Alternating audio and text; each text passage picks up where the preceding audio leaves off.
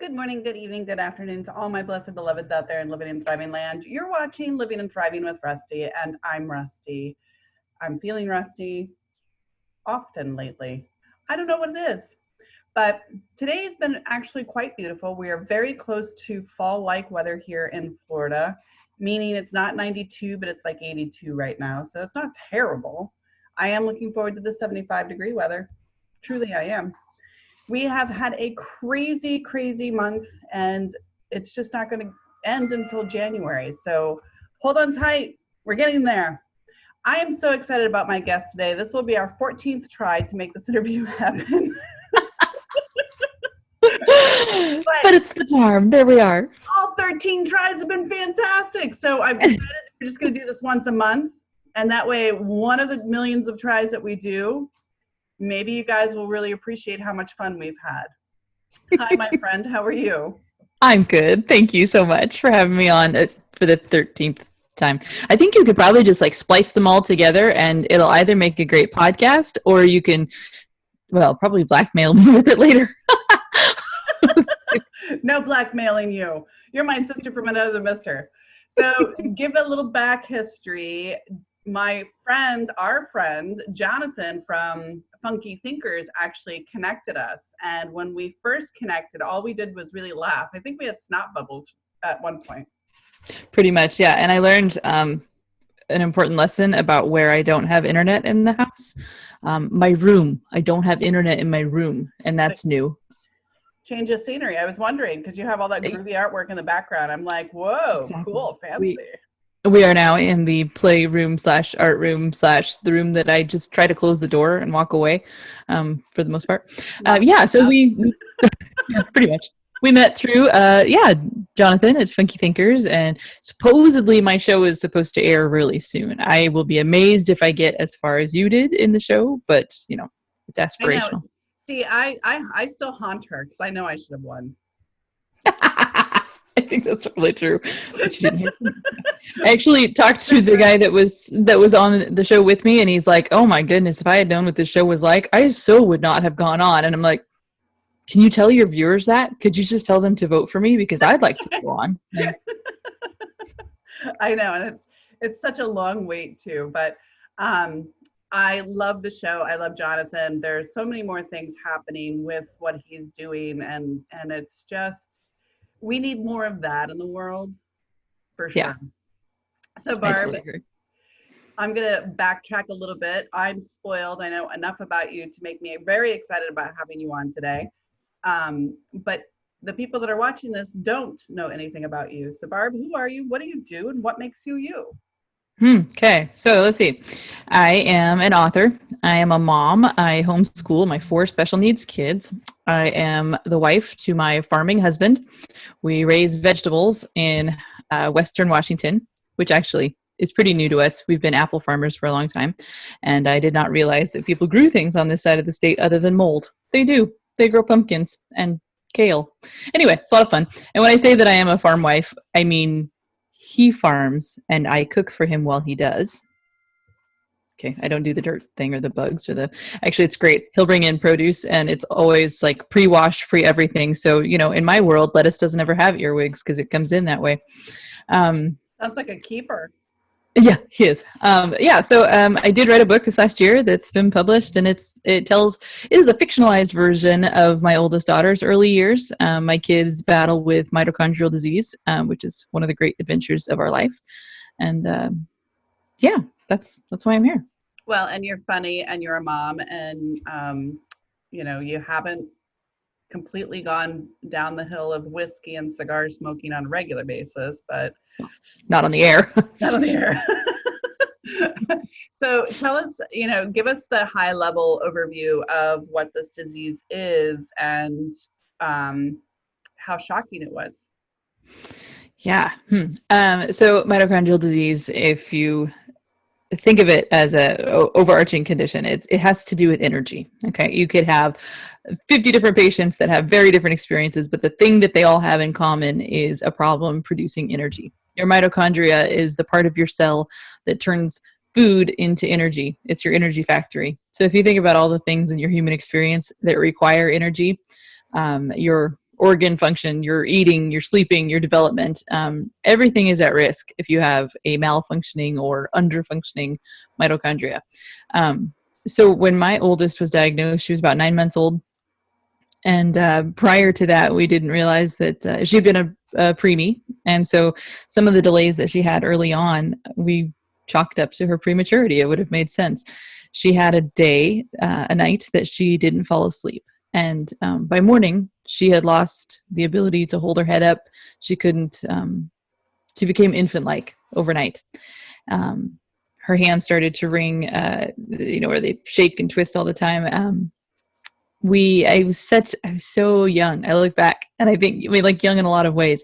I just had no idea. I took her to an urgent care. I think back now, I'm like, why would I have not gone to the hospital? My 9-month-old went from, sitting up to not able to hold her head up. The urgent care sent us to the ER, and we were blessed with a rather amazing hospitalist on call who specialized in rare diseases, and she ended up being diagnosed within the first 3 days. We had just found out we were pregnant. And so to be told that our oldest had this genetic condition, and of course, anyone that knows anything about genetic conditions, you're playing the odds, right? This is all about statistics. And so they hand you just piles and piles of statistics. But what I really remember feeling was, what is going to be worse if I have 2 children with this condition and neither one of them survives and I end up being the mom that has no kids? Or will it be worse if my second child is healthy and I have to watch her pass up her older sibling in development and in life? They were some dark years for us. Yeah, it's already tough being a parent, but being a parent of a child with special needs and not really understanding fully how to be gracious with that at that time, because there's a lot of grief in there and a lot of anger, I'm sure. Like I'd be pissed. I'd have a lot of conversations with my daddy upstairs and be like, Dad, what's up? Yeah, it's funny. I remember feeling totally, I don't want to say peaceful. What are they? It wasn't so much that I was angry that she had this diagnosis. My anger would focus on really small things like, okay, God, you have given her this daunting thing. Our life is, I'm no longer a parent. As soon as you get this diagnosis, you don't just get to be a parent. Now you're an advocate. Now you're a caretaker. Now all these titles that I don't remember applying for suddenly are on my resume. But I remember feeling angry about detail things like, why wouldn't you let her sleep? Hitler slept. Come on. Like, my kid's cute, It wasn't so much the bigger picture. I do think that I was probably a jerk for a long time. I look back at some of the relationships that I'm pretty sure I imploded because I just could not process the well-intentioned things people said. I actually got to the point where I had to give someone, in my mind, I had to give them a bad intention so that I could feel justified and feeling ticked. Like, everybody means well and everybody is saying things that are hurting me, right? And so I would pick, like, it was a night nurse actually that I would picture, like, she meant ill. She meant to flip on the lights at 2:00 in the morning. So well, and I think that's grief, and we express that in so many different ways. And you're a strong woman and I'm a strong woman, and we express grief more as that power of warrior goddess. I'm going to gouge your eyeballs out because it's really me that's hurting on the inside, but you know what? Your eyes are ugly. Yeah. And they're in the way and they're looking at me. Yeah. I had this person come to the house not long after the diagnosis. It was all we were just reeling, and I played in bands with him. He was in his 60s and we played a lot of jazz bands together, and he came and he was telling me this story of these friends that he had, that had lost a child and they ended up divorcing.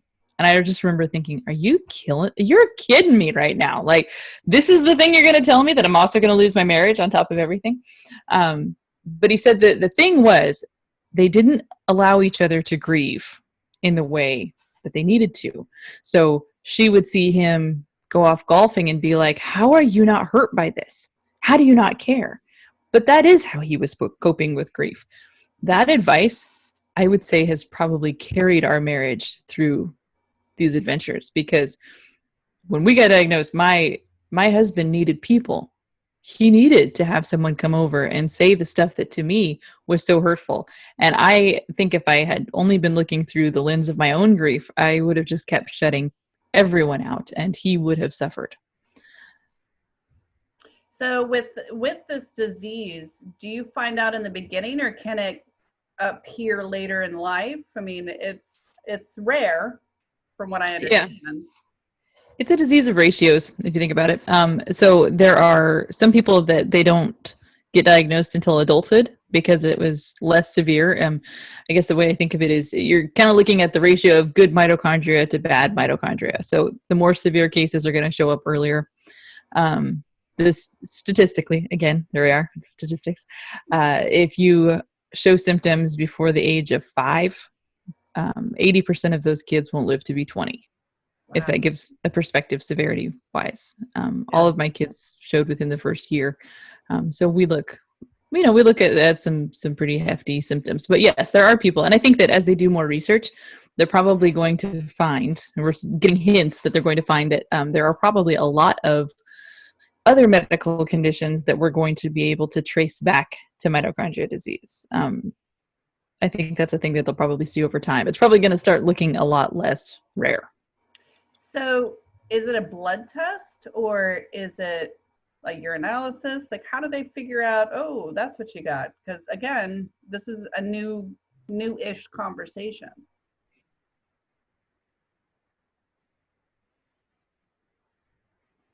Right. There's a few different ways, and it kind of depends on what they're looking at, what they're looking for. There are some things that show up in blood work and urinalysis. My daughter, one of the first really effective diagnostic tools was an MRI. Her body was under such stress that you could actually see lesions in her brain. You could actually see the effects of this mitochondrial disease. Now, for most people, that only works if you're actually in the midst of one of these decompensations. If your body is that taxed. If you're functioning and you're doing pretty well, you're not going to see that. They also will do muscle biopsies, and they will sequence DNA. And for some people, they can actually see where the problem is. They can say, this protein is missing, this chain is missing a link. For my kids, the testing shows, we see all the indications, right? It's like there are ripples in the pond. Something got thrown in. And everything points towards mitochondrial disease, but we actually can't find where the mutation is. So it's a lot of, when we go to doctors, it's a lot of us telling them what we see instead of the other way around. Now, if I remember correctly, one of the times that we had this conversation, you mentioned that it's most known on the dad's side, but he doesn't have any symptoms, right? On the mom's side. Yeah. So you get all your mitochondria from your mother. And so in theory, if my kids all have this, I should be able to trace it on my side of the family. We should see, generations of either really clumsy people or people that have these large systemic issues. And we haven't been able to find it, which makes it makes our current doctors think that probably for these kids, this is something that happened as a magical combination of my husband and I. And the problem is probably in a different part of the cell that is affecting the mitochondria. It's making it look the same, but functionally the cause might be different. So all 4 of your kids have this, or just 2? All four of them. And the one that you wrote about, the little sweetie patiti, she wasn't able to speak for a while, if I remember correctly. That is correct. Yeah. So Ava is my oldest, and she was almost 6 before she was able to speak intelligibly.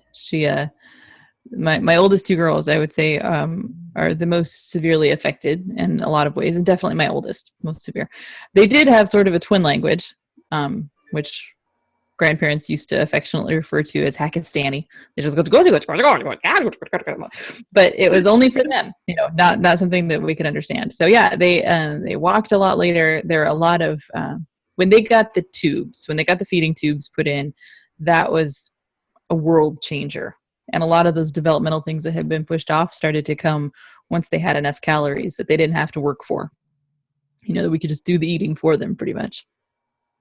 That had to be a little challenging at first. I know that I am the mom who can't cut the baby nails. Like I freak out because I'm afraid I'm going to cut them too short and that poor kid's going to be miserable and can't express their misery of their sucky mom cutting the nails short. I'm just one of those moms.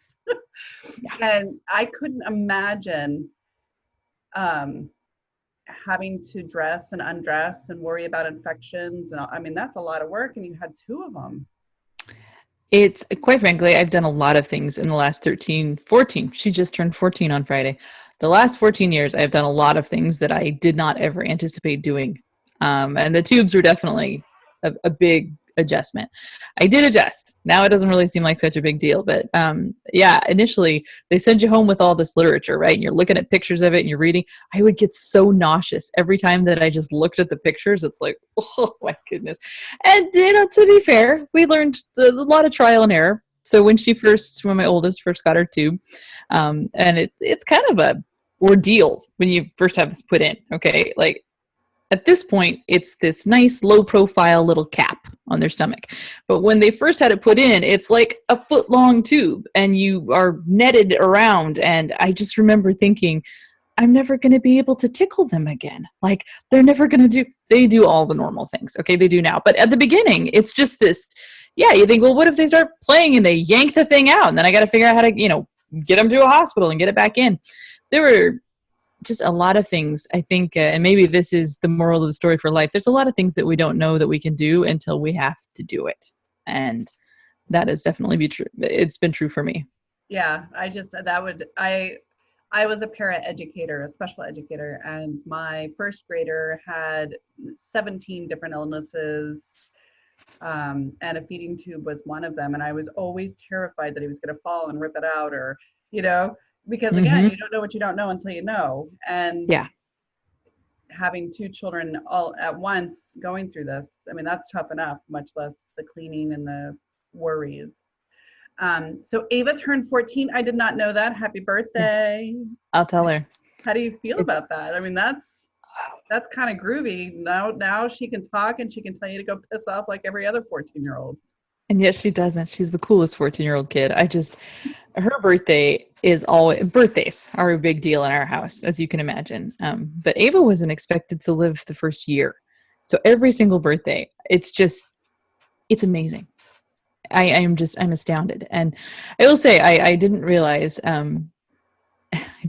quite how much the trauma of those early years of being in and out of the hospital had affected me. There's things that we just do, right? When you're in the middle of it, you keep going.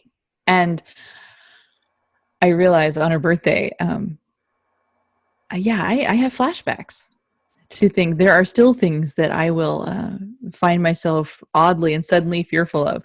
Colds used to put us in the hospital, right? And to see her on her birthday, I just have such vivid memories of that first birthday that we thought would be her last. It was pretty amazing. Her 14th birthday. It's pretty amazing. That's awesome. Good job.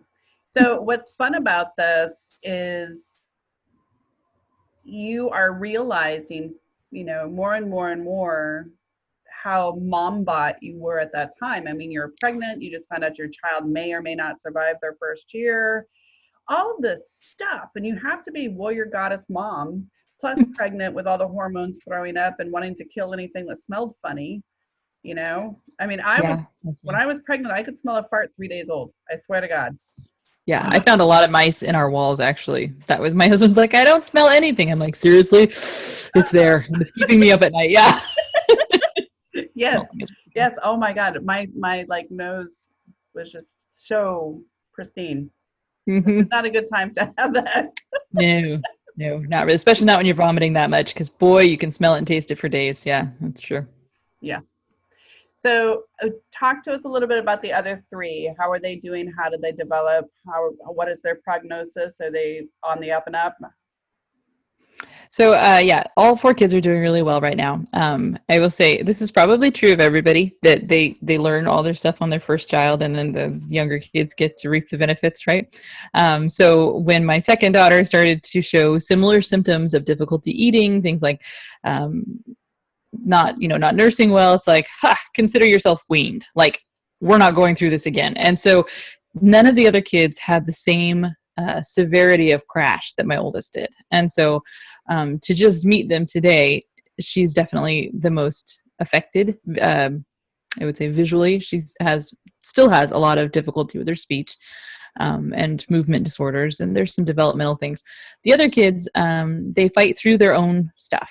They have different systems that are affected, but overall, I have 4 really happy kids, and I think that that's probably the takeaway that I didn't expect at the beginning, and that I am seeing. I'm watching a world turned upside down right now, and everybody has lost their normal, whatever that was. They've lost their normal, and I so vividly understand that, the feeling of just like, wait a second, this is not what I ordered. This is not what I was planning on. When I pictured myself as a mom, I did not picture, pinning my child down with my entire body so that she can have an IV stabbed into her arm. Like, this is not, there were going to be play dates and like stickers on the wall.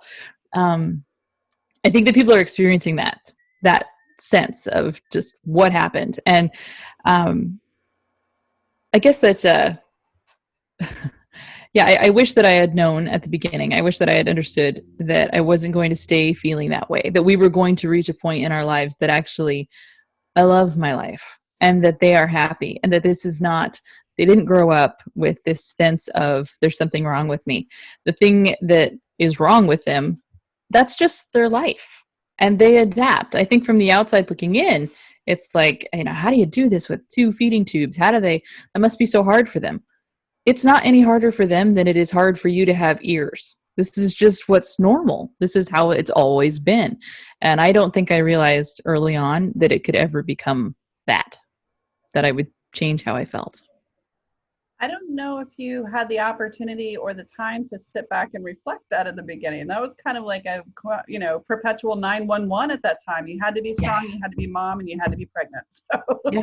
And for years, we were in and out of the hospital for years. It took a long time, and I look back, and I don't think I had the time to sit and look at it, and I think I was probably too afraid in the first few years. Every little virus sent them to the hospital, and so we became those people that were wearing masks before it was cool, and we hyper sanitized everything. And I wish that I had a way to communicate to people who are feeling that now, right? Who are going to those extents, like, I'd better wear gloves to the grocery store, and, how dare somebody not mask? I wish that I had a way to communicate that actually when my kids got stronger was when we stopped doing that. They got an immune system over time. But in those early years when I was just so afraid of them dying. I was so afraid that I was going to walk in one morning and they were not going to be breathing, that I think I overprotected. And yeah, it was a time that I didn't sleep very much for a lot of reasons. Looking back, I think, was there a way that I could have done this more intelligently? Yeah, in theory, yes. I don't know if in practice, if I ever actually could have done differently, but I personally, one sister to another, is let that go, because frankly, you got sideswiped. You didn't see this coming. Nobody said, oh, by the way, you've got 90 days notice. It was like, yeah, I still wouldn't have shown up. Yeah. Right. So, and 14 years ago, that was a very different world. And you did what you thought was best at that time. So, yeah, let that go. But what's really cool is that you're ballsy enough to be very public about it and help other parents who are getting sideswiped, because there's not a lot of information out there about it. And the more you advocate for your own family outwardly, the easier it makes it for other people. And so kudos to you for being that awesome mom with beautiful kids and doing the right thing. So what's the book title? It's called Olive. I actually brought it this time because one of our last 14 conversations, I forgot. Exactly. Okay, so here we go. Yay. I love it. So talk to us a little bit about what makes the book so special. Okay. Well, I'm biased. I wrote it, obviously, so I think it's just super special. No, but I think it's unique because it is written entirely from the perspective of this nonverbal, medically fragile 5-year-old girl. Okay, so we don't know anything that she doesn't know. And I think that it's unique as a reader because on the one hand, it's written in kind of a childlike way. because we only process as far as she would, right? So you don't know what her disease is because she doesn't know what her disease is. She doesn't know her mommy and daddy's names. They are mommy and daddy. Her entire world. And I feel like the function of the book and what makes it unique and what I'm hoping will resonate with readers is that I think that this book is like handing a camera to a toddler. You know, where they're going to take it around and you're going to come back with all these pictures of like, you know, doorknobs and carpet fibers and their toes, right? But it's like it gets rid of all of the superfluous stuff and you get to see what was the thing that was really important for them to look at. And even though, yeah, my kid's disease is rare, there are commonalities in Olive's experience to everybody.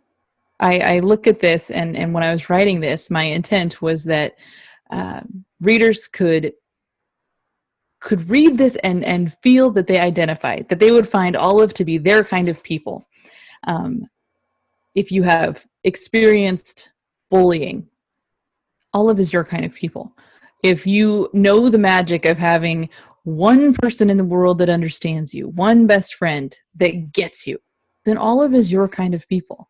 If you know the magic of sitting under a Christmas tree and looking up at the lights and seeing the world that way, even if it was years ago that you saw that, there is something about Olive that will resonate with you. And I just felt like there was a power in putting it through her perspective and in carving away all the extra that we could say about mitochondrial disease or about special needs parenting. I mean, it's been said, but I think that the voice of the child who doesn't have a voice, that's the one that I wanted to hear. I want to hear it too, damn it. Okay, I'll send you a book. I love it because, you know, the whole premise of this show is to talk about the storm and when it passes and what you do with yourself after. You know, do you dry yourself off? Do you stay soaking wet? Do you laugh? Do you cry? Do you lie on the ground going, what the bananas? You know what? I was going to say something else. Yeah, it's your show. You know, you have to edit it. So, yeah. But what you were able to do through this cosmic, amazing surfing trip that you went through was come out on the top with the perspective of the beauty and the innocence of a child who only sees the sparkling of the tree light, who only loves touching your face or when you talk to her, you know, that innocence and that grace and that untattered safety that you provided for her. And that's just, to me, beautiful. It's a beautiful story. I think there's a good takeaway for us, even, you know, not being 5 years old and not being in her situation, and that it's not that she doesn't go through the storms. She experiences the pain, and we have to experience it with her in the book.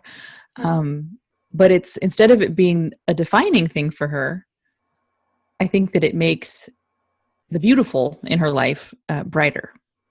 The contrast is there. And I don't know, I feel like sometimes that's, that, I don't know if I can say it's the key, but it's something that I find in my own life too, that I can choose to give tremendous weight to the storm and have that be the thing that I am paying the most attention to, or I can have the storm draw tremendous attention to all of the things that are not stormy.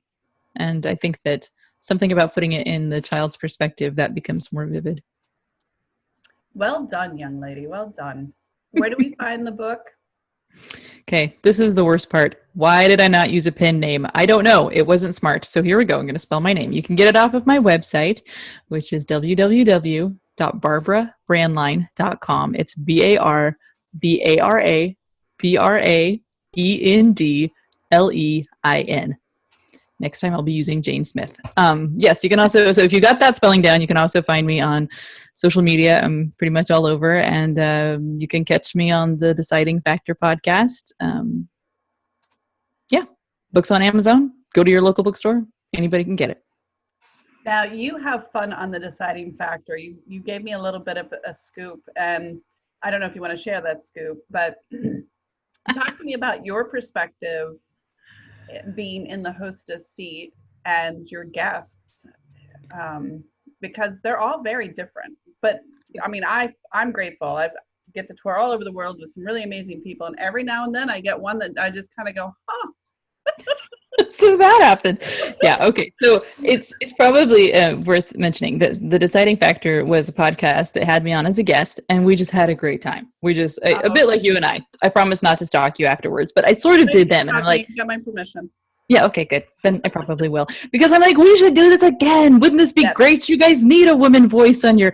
Yeah, I'm not technically a host. They refer to me as the intern, which is really funny because I do the work of a host. But, I'm the very non-19-year-old intern. But yeah, we did have one of my first shows with them where I actually got to interview someone else. And I'm not going to say who it was because I don't think that would be appropriate. But he... It turns out that not everybody finds it as entertaining as I do to get picked apart. I like seeing how people work, and he came in with some sort of interesting things to say, and so I asked some questions, and it got to the end, and turns out I think I was the only one that had a lot of fun. I think everyone else was really stressed out by it. So I'm learning, I'm learning as we go, and hopefully I'll get better. Something like that. Don't rip it off all at once. Come on. Shock therapy might need to be involved, but I'm much more mellow afterwards, I promise. Yeah, I think it's a learning process no matter what aspect of life you're in. And what I love about your story is you've gone from a really hard learning place to now having a little bit more fun. Yeah. Oh, definitely. This is way more fun. I will... Yeah, I'll misbehave on a podcast any day compared to holding down a kid for an IV. So you bet. Oh yeah. I feel you on that. So you, my sister, the show's almost over. Do you have any parting words, last gifts? And you're going to be on again. I just figure we'll do this once a month. What the hell? I like it. I think that's good. And we made it to the end. Can I just say that? We made it to the end, and the internet did not break. You only froze twice. Oh. Nice. Okay. That's spliceable. Yeah. Okay. Do I have wisdom? You're not always going to feel this way. Wherever you are today, you will feel better. You will feel worse. It will change. You just need to hold on until it changes. And because we are ending 2020, thank you. Bye, Felicia. Your show is going to be airing closer towards Christmas, and I want everybody to really reach out and buy your book because I think it's a beautiful gift for friends and family, and especially for children's hospitals and places like grieving centers for parents who are grieving. I think it really ties into helping see perspective, and everything's about perspective. Even if we don't want it to be, it is. Yeah, I would agree. What are you and your family planning to do for the next few months? It's fall for us now, but by the time people watch this, it'll be almost Christmas. So, I don't know. Probably the same thing that I planned when I got up this morning. I'm hoping that we will laugh a lot. I'm hoping that we will continue to successfully do school. I'm hoping that we're allowed to keep farming and have a job. And yeah, how's that for a terrible list? I'd like to keep doing what I'm doing. I'd like to get to the end of every day and think, yep, that was my bucket list. I just wanted to do everything that I did, and I'm going to flip that bucket over and prop my feet up on it because that's what I'd like to be doing with my life. Now, what's the weather like up there? It's turning pleasantly chilly. Today it's kind of sunny. It rained hard yesterday, but it's just enough to make the colors turn. It's really pretty. Oh, so you're just turning, huh? Yeah. So pumpkin carving and apple cider and bonfires, all the things we're not allowed to have here in Florida because we'll set the state on fire. Right, there's that. Yeah, no, they don't do fires here either. But the pumpkins, oh my goodness. So my husband, this is our first year as a pumpkin farmer. Like they have, oh my goodness, there's like 25 acres. It's huge, yeah. 25 acres of pumpkins out here. And he just brings them home every day. Did you know, here's a little tidbit for your listeners, did you know that those crazy blue pumpkins that you can see in the store, the blue doll pumpkins, that they were originally bred to be pie pumpkins? Go cook them. They're sweet. Thought they were originally bred to celebrate celiac disease because that's what we use as celiacs. I did not know that they were actually pie pumpkins. I don't know if I'd want to eat a blue pie. I have like nightmares about Smurfs. I know. I was saying the same thing. Apparently, it's orange on the inside. Now, who bothered to find out? I don't know. But orange on the inside makes a normal looking pie. I'm going to try it, and when you have me back on, I'll tell you how it is. Okay, I trust you. That's like you're about my age, so you remember when they came out with that purple ketchup and blue ketchup? Oh, yeah. Remember Gross. that? Yeah, it was disgusting. Yeah, They've done studies about this. We don't like miscolored food. Same with like the apples that they bred to taste like grape and they made grapples. You heard these? mm. Like just eat grapes. It's silly and gross. I actually, and I'll have to tell you, my arm was twisted pretty aggressively, but I did try the cotton candy grapes. They were pretty. Oh, those are pretty good. Okay, those are really good. But nobody thinks that they taste like cotton candy. They're just really sweet No, grapes. they're just really sweet. Yeah. A nice Moscato if you squish them up just right. I can see that. Okay. You're beautiful, and I can't wait to talk to you again. Thank you so much. I'm so excited this worked. Yay, me too. You're watching Living and Thriving with Rusty, and I'm Rusty. And even though right now I'm in the middle of certification, moving, my daughter's in college, even though she's 15, and doing PSATs and all kinds of craziness, I still get time to spend with these beautiful people all over the world. And how lucky am I? I feel very spoiled, like really, really spoiled, because Barb and I will probably be friends for the rest of our lives. It's just that relationship. We hit it off perfectly. And thank you, Jonathan Sr., because I know you watch this show on occasion, but I won't tell anybody, really, not anybody, promise. Be good to yourself. It's all about self-care. Yeah, COVID's here, COVID's there, COVID's everywhere, but guess what? So are you. And 2 cookies, not 4. Maybe less Netflix and more gym time, or laughing or dancing in your living room. And you can even do it naked with your blinds open, because everybody's watching the TV right now. Nobody's watching you. Trust me, everybody's going to be fat potato-y, and you're going to be out there rocking it out. Get some Nerf guns, play in the mud, enjoy yourself, enjoy life. It's beautiful. Until next time, know that I love you, and I'll talk to you soon. Bye.